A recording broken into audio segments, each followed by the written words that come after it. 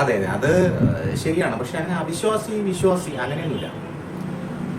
ഉണ്ട്, അവിശ്വാസിയും ഒരു വിശ്വാസിയാണ്. കാരണം ഈശ്വരൻ ഇല്ല എന്ന് വിശ്വസിക്കുന്നില്ല അദ്ദേഹം, അതൊരു ഭയങ്കര വിശ്വാസമല്ലേ. ഈശ്വരനുണ്ട് എന്ന് വിശ്വസിക്കുന്ന അതേ തീവ്രത ചിലപ്പോൾ അതിന് കാണും. അതൊന്നുമല്ല വിഷയം. നമ്മുടെ സംബന്ധിച്ചിടത്തോളം അങ്ങനെ ചിന്തിക്കില്ല.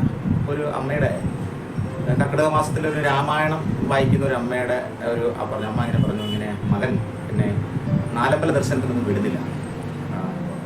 ഞാൻ ചോദിച്ചാൽ അതെന്താ പറ്റിയ, എന്താ അവന് എന്നോടൊരു സ്നേഹം കൊണ്ടായിരിക്കാം, അതുകൊണ്ടായിരിക്കാം വിടാത്തത്. ഞാൻ അതെന്താ, അത് ഇവിടുന്ന് ഒരുപാട് അമ്മയുടെ കൂടെ ഒരുപാട് ആൾക്കാർ യാത്ര ചെയ്യില്ല, പിന്നെന്താ കുഴപ്പമെന്ന് ചോദിച്ചു പറഞ്ഞു. അത് വേറൊന്നുമല്ല, അവന് കൃത്യമായി ഞാൻ ആഹാരം ഉണ്ടാക്കി കൊടുത്താലേ ശരിയാവുള്ളൂ, അവന് അതാണ് ടേസ്റ്റ് എത്തി. അതുകൊണ്ട് അത് പിന്നെ വിഷമോ, അവൻ്റെ ഭക്ഷണമൊക്കെ ഒരു വിഷമത്തിലാവും, അതുകൊണ്ട് അവനെ വിടുന്നില്ല എന്നാണ്.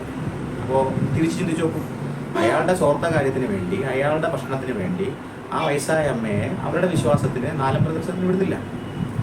അങ്ങനെ നമുക്ക് ചിന്തിച്ചൂടെ? പക്ഷെ അമ്മ പറഞ്ഞത് എന്താ, മകന് എന്നോടുള്ള സ്നേഹം കൊണ്ട് ഞാൻ ഉണ്ടാക്കി കൊടുക്കുന്ന ഭക്ഷണം കഴിക്കാൻ വേണ്ടിയിട്ടാണ് അവൻ എന്നെ വിടാത്തത്. ആ സ്നേഹരൂപത്തിലാണ് ആ അമ്മ അവതരിപ്പിക്കുന്നത്. അതിൻ്റെ അകത്ത് ഇപ്പോൾ നമ്മൾ ചിന്തിക്കുന്നത് മകൻ വില്ലനായില്ലേ, എന്നാൽ അങ്ങനെയല്ല.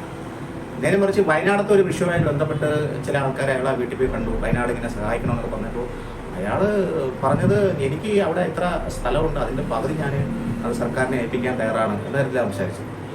അപ്പോൾ മകനാരായി? ശ്രേഷ്ഠരായില്ലേ? അപ്പോൾ സാഹചര്യമാണ് മനുഷ്യനെ ശ്രേഷ്ഠനാക്കുന്നതും ദുഷ്ടനാക്കുന്നതും.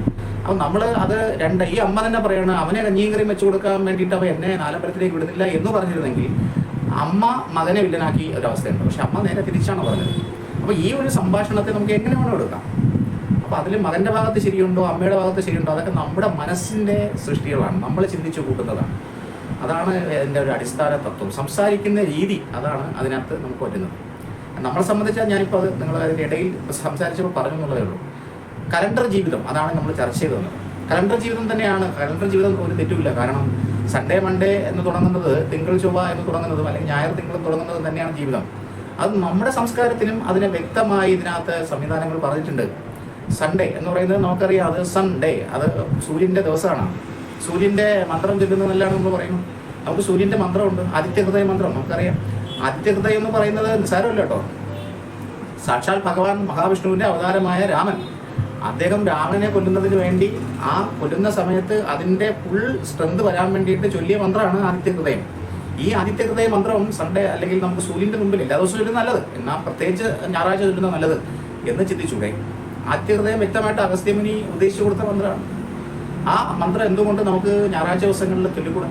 സന്താപ നാശകരായ നമോ നമ, അന്ധകാരാന്തകാരായ നമോ നമ, ചിന്താമണേ ചിദാനന്ദായതേ നമ, നീഹാര നാശകരായ നമോ നമ, മോഹവിനാശകരായ നമോ നമ, ഇങ്ങനെ തുടങ്ങുന്ന ഈ മന്ത്രം ഞായറാഴ്ച നമുക്ക് സൂര്യനിൽ ജീവിക്കാൻ പറ്റും. അപ്പോൾ ഞായറാഴ്ച അങ്ങനെ. തിങ്കളാഴ്ച നമുക്കറിയാം മൂൺ ഡേ, ചന്ദ്രൻ്റെ ദിവസമാണ്. തിങ്കളാഴ്ച ചന്ദ്രനെ മന്ത്രം ജപിക്കാം, ചന്ദ്രനെ ഭജിക്കാം. അതിനുള്ള മന്ത്രങ്ങൾ പറഞ്ഞിട്ടുണ്ട്. അതും നമ്മുടെ ഗ്രന്ഥങ്ങളിലൊക്കെ വ്യക്തമായി പറഞ്ഞിട്ടുണ്ട്. അന്ന് നമ്മൾ മഹാദേവനെ കൂടുതലായിട്ട് ജപിക്കുന്നു. കാര്യം എന്താ? മഹാദേവൻ ചന്ദ്രക്കല ധരിച്ചിട്ടുണ്ട്, മഹാദേവൻ്റെ ദിവസമായ തിങ്കൾ. അപ്പോൾ അതുപോലെ ചൊവ്വാഴ്ച, അങ്ങനെ എടുത്ത് നമുക്ക് ഓരോന്നും അറിയാം. ചൊവ്വാഴ്ച നമ്മൾ ദേവി പ്രീതിക്ക് പ്രാധാന്യം കൊടുക്കുന്നു. ദേവി പ്രീതിക്ക് പ്രാധാന്യം കൊടുക്കുന്നത്, ദേവി അന്ന് നമ്മൾ ദുർഗയായിട്ടോ അല്ലെങ്കിൽ ലക്ഷ്മിയായിട്ടോ അല്ലെങ്കിൽ സരസ്വതിയായിട്ടോ എങ്ങനെയാണോ ആരാധിക്കുന്ന ഒരു സംവിധാനം പല അമ്പലങ്ങളിലുണ്ട്, അല്ലെങ്കിൽ പല പൂജാമുറികളിലുണ്ട്, പല മന്ത്രങ്ങളുണ്ട്.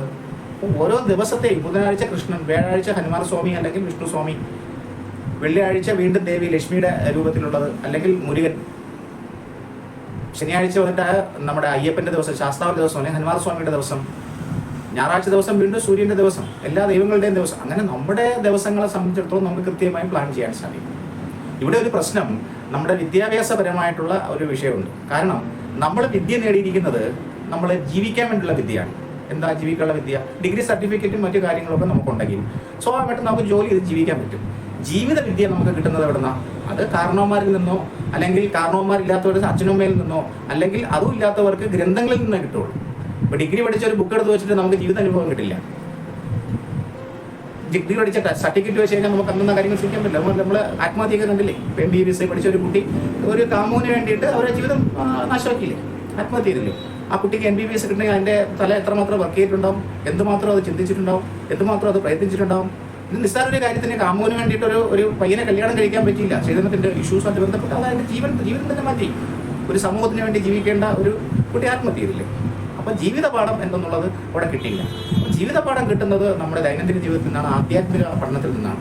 ഈ ആധ്യാത്മിക പഠനം എവിടെ കിട്ടും ചോദിച്ചാൽ അത് കിട്ടുന്നത് നമ്മുടെ പിതൃക്കന്മാരിൽ നിന്ന്, നമ്മുടെ അച്ഛനമ്മമാരിൽ നിന്ന്, കാരണവന്മാരിൽ നിന്ന്, ഗ്രന്ഥങ്ങളിൽ നിന്ന്, ക്ഷേത്രങ്ങളിൽ നിന്ന്, വൈദികരിൽ നിന്ന്, അവിടെ നിന്നാണ് നമ്മൾ പഠിക്കേണ്ടത്.